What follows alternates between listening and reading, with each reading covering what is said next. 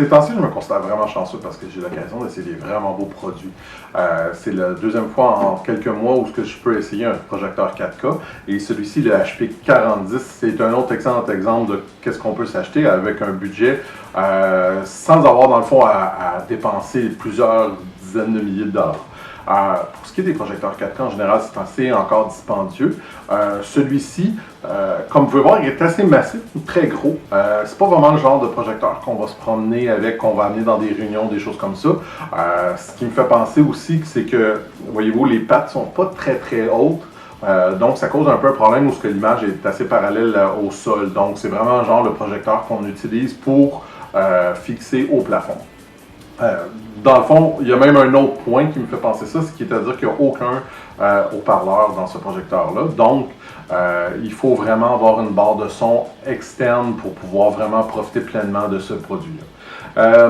Cela dit, quand finalement on l'aura installé, c'est vraiment un super bon projecteur. On a 4 lentilles qui donnent l'équivalent de 4000 lumens.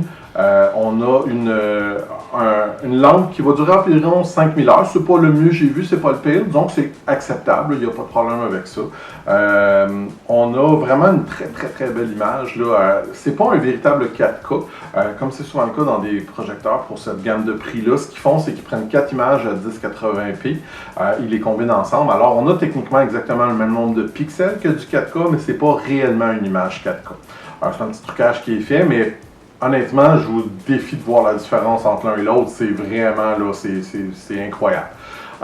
L'autre avantage, c'est qu'on on peut avoir une image assez grosse. On peut avoir de 50 à 300 pieds pour l'image. C'est tout à fait phénoménal. Là, on peut avoir une image gigantesque avec ça.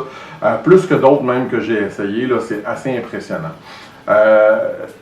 Dans ces points très positifs, je tiens à dire, comme je disais, bon, une très bonne image, mais il y a aussi le fait qu'il est relativement assez silencieux.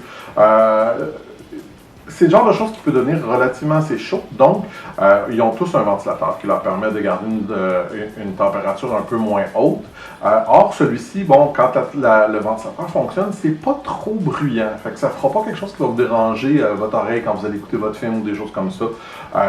C'est vraiment très bien fait. Configuration, en général, c'est assez simple. Tout est fait à partir de la manette ici, qui est facile à utiliser. Tout est bien dit. On peut avoir les menus en français sans aucun problème. La manette est rétro-éclairée si vous le désirez. C'est pas un trouble.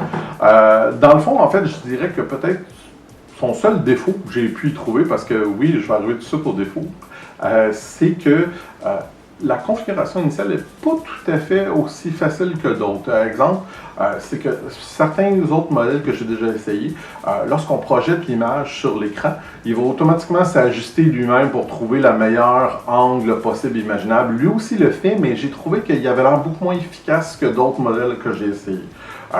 Cela dit, c'est tellement mineur parce que c'est le genre de choses qu'on peut facilement ensuite régler nous-mêmes avec la manette.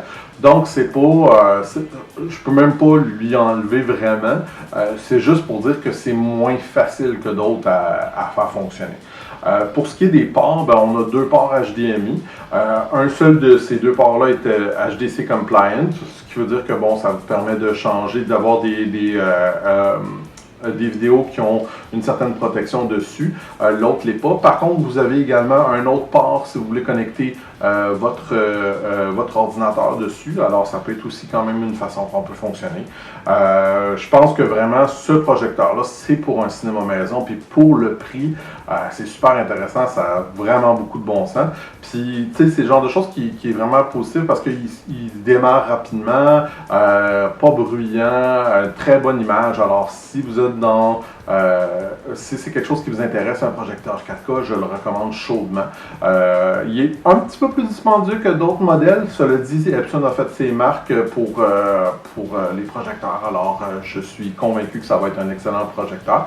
Et si vous voulez un petit peu plus d'informations sur les spécifications, quelques autres détails, je vous invite à lire mon article sur le blog Branche de Best Buy. Merci.